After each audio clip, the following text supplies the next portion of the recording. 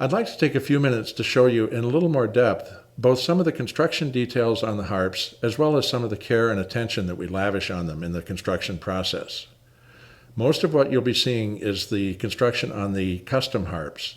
The Dreamweaver harps are very similar, just a little simpler in their design. We start with a 2-inch piece of wood and cut the sides out of this. Then they're planed and sanded smooth, and then resawn or cut down the middle, with each side yielding 1/2 of the sound box. Doing it this way, the grain of the two sides were originally growing together in the tree and facing each other, so they match very closely in both color and grain pattern. Then I machine the sides, both to reduce the weight of the harp and also to improve the sound quality. This leaves enough gluing surface for the soundboard and the back, but minimizes the rest of the side. The sound box is assembled, and it's time to move on to the soundboard, which is glued up from strips of basswood and spruce. After drying the soundboard in the kiln, it's sanded smooth and shaped and ready for the veneer to be applied in the vacuum bag.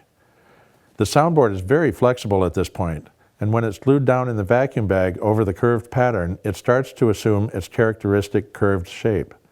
The inner string rib, also glued to the curved soundboard, locks the curve into place. The soundboard is glued down using a multitude of clamps. I use an electric blanket to provide heat to the glued joint, as the glue I use is heat cured. It's much stronger than regular woodworker's glue and won't soften if the harp gets overheated, say in the back of your car. Afterwards, the edge of the soundboard is sanded smooth, and I cut a notch to receive the purfling or edge binding, and then the edge binding is glued into place. This purfling covers the raw edge of the soundboard, but it also gives us another design element to work with, often matching the color of the purfling to the colors in Pamela's artwork.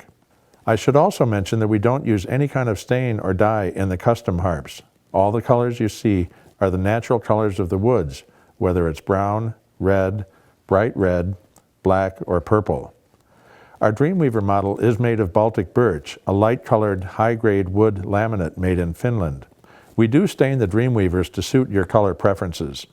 The purfling is sanded flush with both the sides and the soundboard, and we're ready to drill the holes for the strings in the soundboard, and also cut the notch in the soundboard to receive the foot of the pillar. We notch the soundboard to receive the foot of the pillar, rather than butting the pillar against the bottom of the soundboard, to allow the soundboard to resonate all the way down to the bass.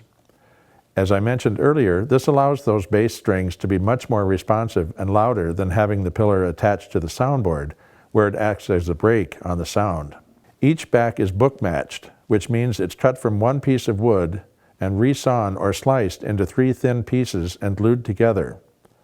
I do this for stability rather than having 1 or 2 wider pieces, but it's also pleasing to the eye. The back is then surfaced, and I add on a special 2-ply veneer for even more stability.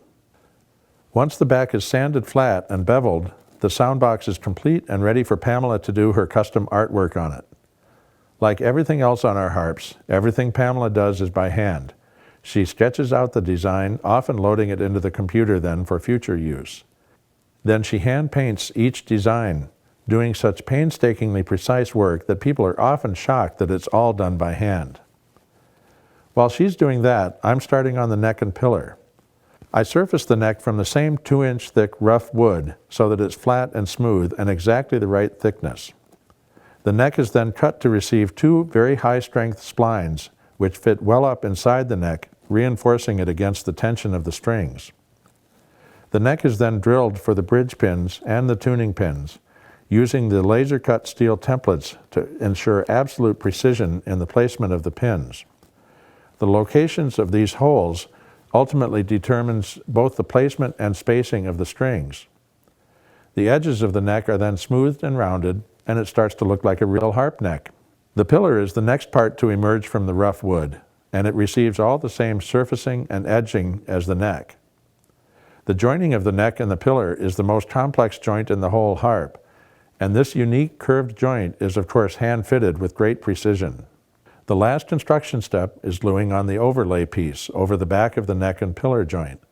and then tapering the edges of this overlay to smoothly join the neck and pillar. This overlay piece holds the neck and pillar together over the years, resisting the pull of the strings on the other side of the neck. It's also another design element, where we can use contrasting woods for a different effect. Either way, this is a piece that people love to touch and feel the smoothness. After a final sanding and inspection, the harp is off to the finishing room. This is where it gets the fully waterproof finish, which consists of 8 to 10 coats of hand-rubbed finish. The finished harp is then rubbed out to give it an incredibly smooth, silky finish that delights the fingertips. The pins are installed, the strings are added, and the harp begins to come alive.